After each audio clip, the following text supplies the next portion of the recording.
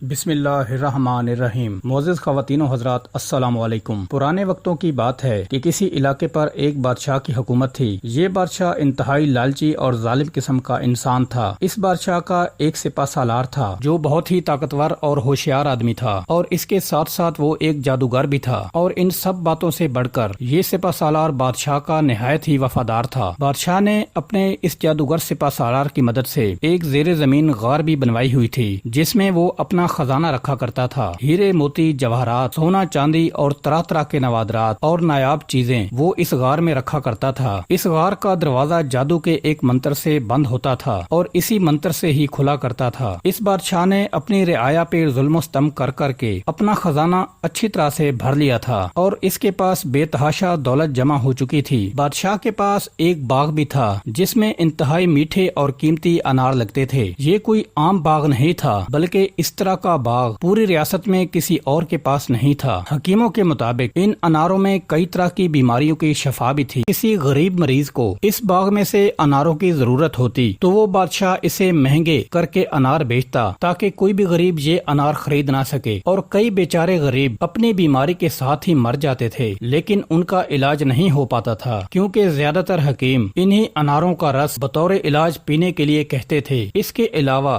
یہ بادشاہ ان اناروں کو دوسرے ملکوں میں بیچتا اور وہاں سے بھی اچھی خاصی رقم اسے مل جاتی تھی، لیکن اگر کوئی غریب انسان بھول کر بھی اس باغ میں سے انار کھا لیتا اور بادشاہ کو اس بات کی خبر مل جاتی تو وہ بادشاہ اس انسان کو موت کے گھاٹ اتار دیا کرتا تھا۔ اس بادشاہ کا ڈر اور خوف پورے علاقے میں پھیلا ہوا تھا۔ اسی طرح دن گزرتے رہے اور لوگ اس بادشاہ کا ظلم و ستم خاموشی سے سہ رہے تھے، لیکن ساتھ ہی ساتھ اللہ سے دعا بھی کرتے تھے کہ اے اللہ تبارک و تعالی اس ظالم بادشاہ کی قید سے انہیں نجات دلا۔ ایک دن اسی علاقے میں حضرت غوث اعظم رحمت اللہ تعالی علیہ کے ایک مرید کی آمد ہوئی جو علاقے کی مسجد میں رات گزارنے کی غرض سے ٹھہر گیا۔ جب رات کا اندھیرا چھا گیا تو ایک شریف انسان نے اسے کافی دیر مسجد میں بیٹھے دیکھا تو اس سے پوچھنے لگا، خیریت تو ہے بھائی؟ تم کون ہو اور اتنی دیر ہو چکی ہے، مسجد میں کیوں بیٹھے ہوئے ہو؟ سرکار غوث اعظم رحمت اللہ علیہ کے اس مرید نے بتایا کہ محترم، میں ایک مسافر ہوں، بغداد سے آ رہا ہوں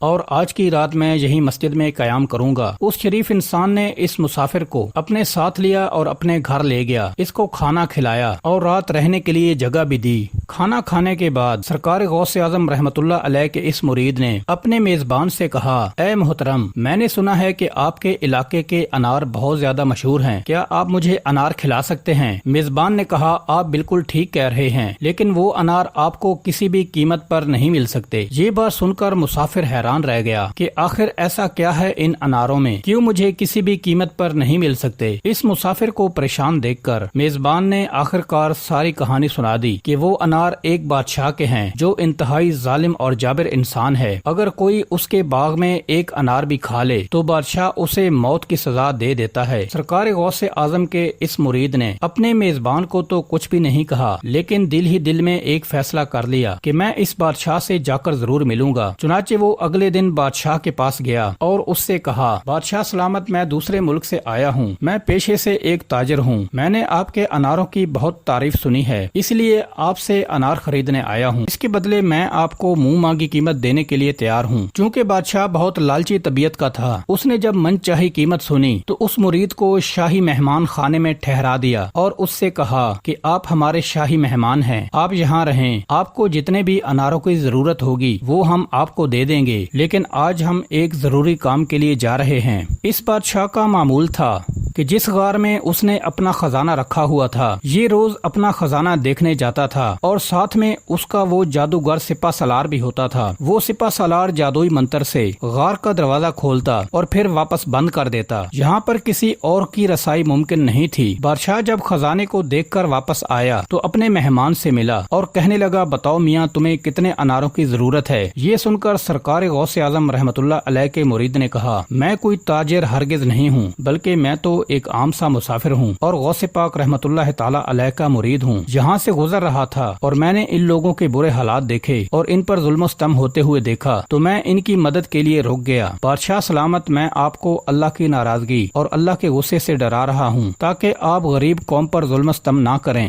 اور جو خزانہ آپ نے اس غار میں اکٹھا کر رکھا ہے وہ آپ کے کسی بھی کام نہیں آنے والا. ایک دن آپ اس دنیا سے خالی ہاتھ ہی چلے جائیں گے اور یہ خزانہ آپ کی کوئی بھی مدد نہیں کر سکے گا. جب بادشاہ نے یہ بات سنی تو وہ غصے سے آگ بگولا ہو گیا. اس نے اپنے سپاہ سالاروں کو حکم دیا کہ اس مسافر کو اٹھا کر جنگل میں پھینک دو تاکہ جنگلی جانور اور درندے اسے کھا جائیں. اس جادوگر نے غوث اعظم کے مرید کو اپنے جادو کے اثر سے بے ہوش کر دیا اور خوفناک جنگل کے بیچوں بیچ انہیں پھینکوا دیا. تھوڑی دیر کے بعد جب اس مسافر کو ہوش آیا تو اسے اس مشکل گھڑی میں اپنے پیر حضور غوث پاک رحمت اللہ علیہ کی شدت سے یاد آنے لگی. مرید نے اپنے پیر صاحب کی دی ہوئی تعلیمات پر عمل کرتے ہوئے 2 رکعت نفل ادا کی اور اللہ تبارک و تعالیٰ کی بارگاہ میں اپنی دعا پیش کی اور کہنے لگا: اے تمام جہانوں کے پالنے والے، اے میرے پیارے پروردگار، میں آپ کو حضور غوث پاک کا واسطہ دیتا ہوں. اگر میری موت ایسی ہی لکھی ہے تو میں تیری رضا پر راضی ہوں، لیکن ان مظلوم گاؤں والوں کی مدد فرما، انہیں ظالم بادشاہ کے ظلم سے نجات دلا اور کسی نیک دل انسان کو ان پر حاکم اور بادشاہ بنا دے. بادشاہ بیٹھے ہوئے بے چینی محسوس کرنے لگا اور اسے کچھ بھی سمجھ نہیں آ رہا تھا کہ اس کے سینے میں اچانک سے گھٹن کیسے پیدا ہو گئی ہے. آخر کار اس نے یہ فیصلہ کیا کہ کیوں نہ وہ خزانے کی طرف چلا جائے تاکہ ہیرے موتی اور سونا چاندی سے اپنا دل بہلا سکے. اس نے اپنے سپاہیوں سے کہہ دیا کہ میں آرام کرنے لگا ہوں اور کوئی بھی میرے کمرے میں آ کر میرے آرام میں خلل ہرگز نہ کرے. پھر وہ بادشاہ خزانے والی غار میں چپکے سے چلا گیا. جب وہ بادشاہ غار میں داخل ہوا تو عین اسی وقت اس کے سپاہ سالار کا بھی باہر سے گزر ہوا. جب اس نے دیکھا کہ غار کا دروازہ تو کھلا ہوا ہے تو وہ اس سوچ میں پڑ گیا کہ شاید کل رات جب میں خزانہ دیکھنے آیا تھا تو اس وقت میں نے اسے کھلا چھوڑ دیا ہوگا، اور یہ سوچ کر اس نے اپنے جادو کے منتر سے اس دروازے کو بند کر دیا اور اس طرح بادشاہ خزانے والی غار میں ہی قید ہو کر رہ گیا. وہ سپاہ سالار اب محل میں واپس آ چکا تھا. جب اس نے سپاہیوں سے بادشاہ کا پوچھا تو سپاہیوں نے کہا کہ بادشاہ اس وقت آرام کر رہا ہے. چنانچہ خزانے والی غار میں جب بادشاہ اپنا دل بہلانے کے بعد باہر نکلنے لگا تو وہ یہ دیکھ کر حیران رہ گیا کہ اس غار کا دروازہ باہر سے بند ہو چکا تھا. تو اس نے بہت چیخ و پکار کی تاکہ کوئی اس کی مدد کر سکے، لیکن یہاں اس کی آواز سننے والا کوئی بھی نہ تھا. اس نے بہت کوشش کی کہ کسی طرح سے یہاں سے باہر نکل سکے، لیکن تقدیر الہی کو کچھ اور ہی منظور تھا. اس بادشاہ نے زندگی بھر ذرا سی بھی سختی کا مقابلہ نہیں کیا تھا. اسے تو یہ احساس کھائے جا رہا تھا کہ وہ اس غار میں قید ہو چکا ہے. بادشاہ اتنا غمگین ہوا کہ اس کیفیت میں اس کی دماغ کی نسیں پھٹ گئیں اور بادشاہ نے وہیں تڑپ تڑپ کر اپنی جان دے دی اور انہیں ہیرے جواہرات کے اوپر ڈھیر ہو گیا. جب بادشاہ کی کافی دیر تک کوئی خبر نہ آئی تو اس کے سپاہ سالار جادوگر کو پریشانی ہوئی. اس نے بادشاہ کو تلاش کرنا شروع کر دیا اور تلاش کرتا کرتا وہ اسی خزانے والی غار تک جا پہنچا. اور غار میں جا کر جب اس نے یہ دیکھا کہ بادشاہ کی لاش ساری زندگی کی جمع کی ہوئی دولت کے اوپر پڑی ہے اور یہ دولت بادشاہ کی جان نہ بچا سکی. جب اس نے بادشاہ کی یہ حالت دیکھی تو اسے غوث پاک رحمت اللہ علیہ کے مرید کے وہ جملے یاد آ گئے کہ ایک دن یہی دولت جسے تم اپنی زندگی مانتے ہو، جسے تم اپنی حیات کا مقصد جانتے ہو، یہی تمہاری زندگی ختم کر دے گی. چنانچہ سپاہ سالار نے بادشاہ کی لاش کو دیکھ کر بہت بڑی عبرت حاصل کر لی تھی اور وہ کچھ سوچے سمجھے بغیر جنگل کی طرف چلا گیا. اسے اپنی منزل بھی معلوم نہیں تھی کہ وہ کہاں جا رہا ہے. اس کے دل میں دنیا سے اکتاہٹ پیدا ہو گئی. اب وہ اپنی بچی ہوئی زندگی ویرانوں میں گزارنا چاہتا تھا. ابھی وہ جنگل میں آگے گیا ہی تھا کہ اس نے دیکھا غوث پاک رحمت اللہ علیہ کا وہی مرید جسے اس نے جنگل میں چھوڑ دیا تھا سجدے میں گرا ہوا ہے اور اللہ تبارک و تعالیٰ سے دعا کر رہا ہے. تو سپاہ سالار نے اس کے پاؤں پکڑ لیے اور اپنے تمام گناہوں کی معافی مانگی. غوث پاک کا وہ مرید ایک انتہائی رحم دل انسان تھا. اس نے سپاہ سالار کو فوراً معاف کر دیا اور سپاہ سالار کی ضد اور اظہار پر سرکار غوث پاک کے اس مرید کو اس علاقے کا بادشاہ بنا دیا گیا اور اس کے بعد سب لوگوں کے ساتھ اچھا برتاؤ کیا جانے لگا اور سب سے بڑھ کر اناروں کا وہ باغ اللہ تعالیٰ کی راہ میں وقف کر دیا گیا.